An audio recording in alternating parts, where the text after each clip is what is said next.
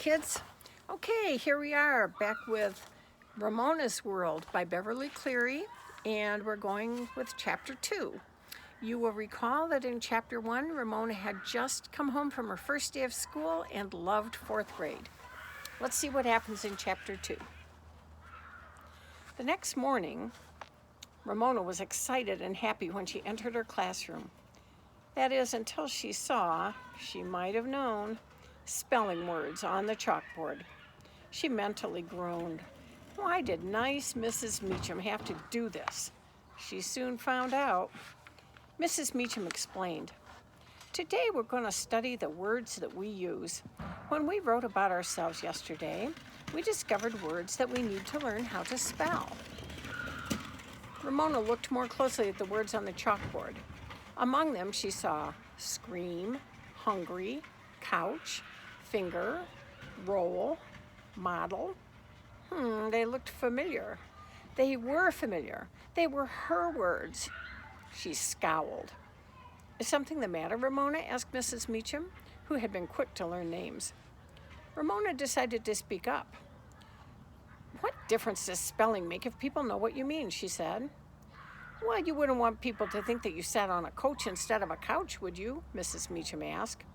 The class found this funny, but Ramona did not when the class laughed. She felt her face grow hot. She slid down in her seat and shook her head. Mrs. Meacham knew the answer. Why did she bother to ask? Mrs. Meacham continued, "And before lunch, are you hungry or hungry?" The class laughed harder this time. The warm day suddenly seemed warmer. Ramona decided right then that she did not like Mrs. Meacham, and this was only the second day of school. Mrs. Meacham did not tell the truth. She said learning was fun, and it wasn't, at least not all the time, not when it came to spelling. Here's a picture of Ramona.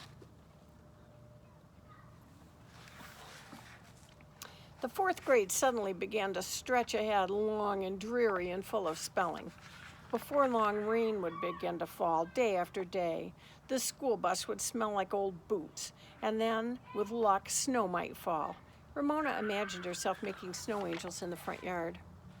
"Ramona, please join the class," Mrs. Meacham spoke sharply. The class laughed a third time. Ramona sat up and stared glumly at the spelling words on the chalkboard. She did not really want to be a bad speller. She just did not want to bother to be a good speller. She had more interesting things to do, although at the moment she couldn't think what.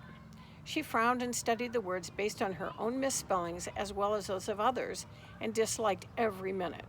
Mrs. Meacham gave a little talk about not confusing H with K and cursive writing, and pointed to muck on the chalkboard. Ramona knew much was not her word, but that of some babyish person in the class. Imagine smelling at muck. How silly. When recess came, Yard Ape stopped chasing a ball to ask, "What kind of coach did you sit on? Baseball or football?" "You keep quiet." Ramona saw no reason to be polite, especially when the day was so warm. Then she had an inspiration. "I sat on a coach like a stagecoach," she informed him. She could tell he didn't believe her. Susan smiled that superior smile of hers and said nothing. "Everybody makes mistakes," Janet reminded Ramona. "I'm a rotten speller too," said Howie, as if that would help. Daisy smiled, showing the bands on her teeth, and said, "I don't think Mrs. Meacham was very nice to you." Ramona felt better. When the long day finally ended, Ramona sat as far as she could from the Yard Ape on the bus. She gave ever-sweeping Mrs. Pitt a tiny smile and did not bother to wave. And at home, she found her mother sitting on the couch, not coach, still reading Moby Dick. "Shh," said Mrs. Wimby. "Don't wake Roberta. She was fussy last night, and the heat makes her cross." She laid her book aside. "What happened in school today?" Ramona was in no mood to be hushed. "Oh, nothing much. Same old stuff, spelling and multiplication facts and stuff." Then, because her mother always told her to look on the bright side, she added, "Daisy gave me half of her chocolate chip cookie." "Well, that's good." Mrs. Quimby spoke as if she was thinking of something else. "Ramona," she said in that quiet voice that meant Ramona was about to get a little talking to, "you've been using the word stuff entirely too much. Surely you can find a better word to say what you mean." Ramona felt picked on, first by her teacher and now by her mother. Stuff was a perfectly good, handy, multi-purpose word and easy to spell, too. She flopped into a chair and scowled. If she had written, "My sister is cute and stuff," or "I like to hold her and stuff," she wouldn't have misspelled so many words, and Mrs. Meacham wouldn't have had the chance to be so mean. Before the discussion could continue, though, Beezus came home from school, dumped an armload of books on the dining room table, and gave her mother and sister a cheerful hi. Ramona returned it with a grumpy hi. Beezus, smiling and full of enthusiasm, perched on the arm of the couch. "I love high school. I didn't get lost in the halls even once today, and I think I made a new friend. My French teacher makes French seem easy, and I have the nicest man teacher for English." Ramona interrupted. "And I suppose you spelled every word right." "Well, aren't you Miss Grouchy Puss?" Beezus said. "Yes, I did, and in French, too." "Smarty Puss," countered Ramona, feeling that everyone picked on her. "Girls." Mrs. Wimby's voice was weary. The afternoon was too warm for this sort of disagreement. And from the bedroom came the sound of a fussing, crying, and finally screaming baby. "Scream, thought Ramona, mentally spelling the word to herself. "I'll get her," Beezus offered. "Good old Beezus," thought Ramona, sliding farther down in the couch. "Ramona, please," said Mrs. Quimby, "try to be agreeable." "I am agreeable," said Ramona with an even darker scowl. Here's Ramona with the baby sister. Beezus returned. Oh, excuse me. That's Beezus with baby sister and Ramona scowling on the couch. Beezus returned with a sobbing Roberta in her arms. Because of the heat, the baby was wearing only a diaper. "What's the matter with Roberta?" Beezus crooned and kissed the baby's hair. Mrs. Quimby held out her arms for Roberta, who snuggled against her mother's shoulder. "Shh, shh, shh," whispered her mother. Roberta stopped crying with one last hiccuping sob.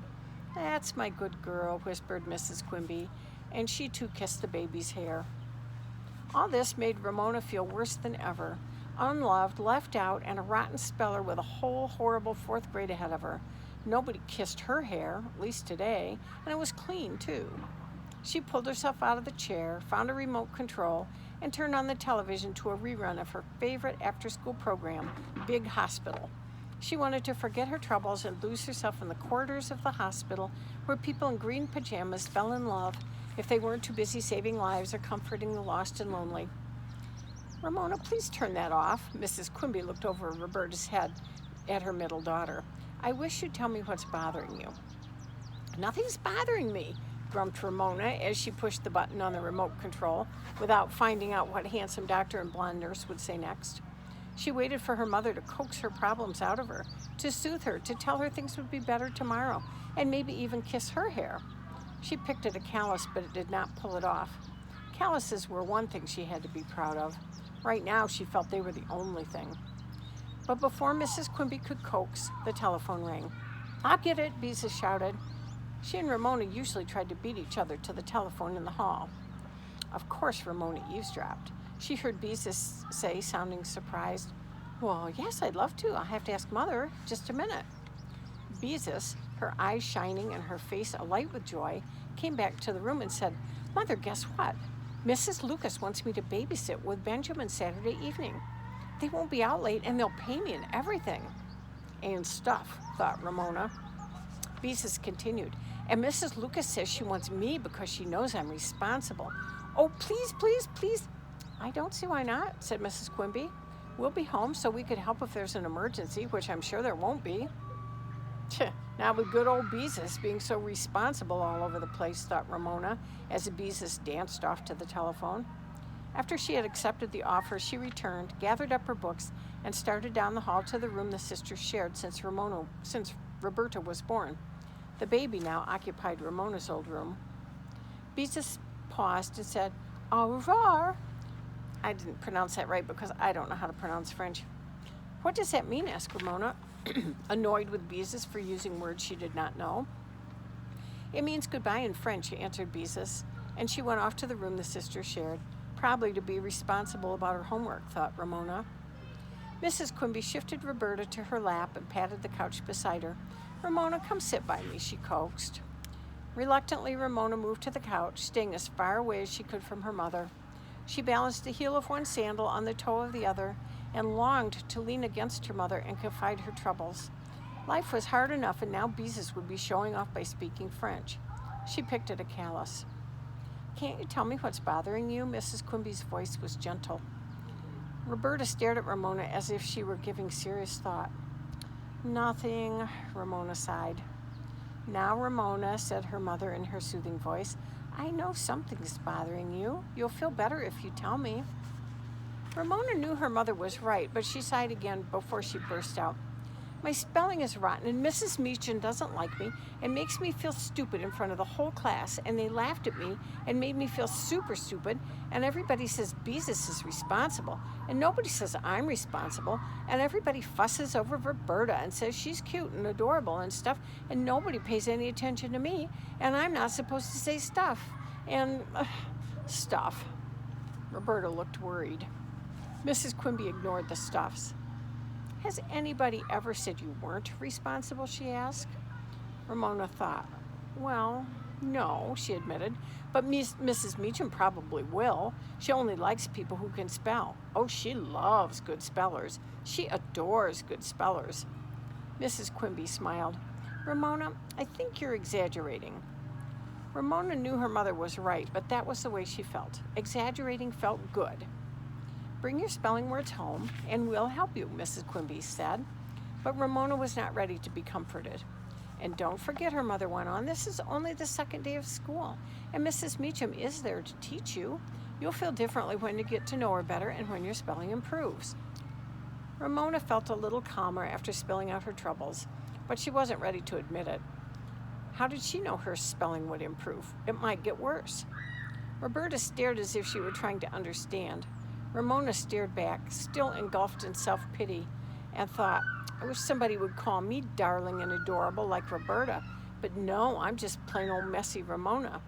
She stuck her tongue out at Roberta and immediately felt ashamed of herself, her sweet, innocent baby sister. Then, to Ramona's astonishment, Roberta stuck her tongue out at Ramona. Ramona couldn't believe it. Roberta was too little to understand. It must have been coincidence. As an experiment, Ramona stuck her tongue out again. Roberta smiled a real smile and stuck her tongue out again. It was a game. Ramona could scarcely believe what she had seen. Mother, did you see that? She asked in wonder. Roberta stuck her tongue out when I stuck my tongue out, and she smiled. She really smiled like it was some kind of a game. Mrs. Quimby laughed. I told you Roberta would take after you. She's so awfully little, said Ramona, still marveling. Babies are more observant than we realize, said Mrs. Quimby. Ramona's trouble seemed to vanish. She had taught her baby sister to stick out her tongue. She could teach her other things when she was older, things like playing tic-tac-toe and roller skating. And as for spelling, Mrs. Meacham was just another teacher. Ramona had survived others like them and even loved her kindergarten teacher. She would survive Mrs. Meacham. Maybe get to like her. Even though at the moment this seemed doubtful. Ramona didn't care anymore. Suddenly the sun was shining.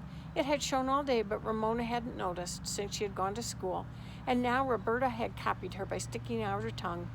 Ramona felt so good she held up her finger to Roberta, who grasped it in her tiny, perfect hand. See, Ramona said to her mother, I really am Roberta's role model. And then, in spite of herself, she thought, ROLEMODEL.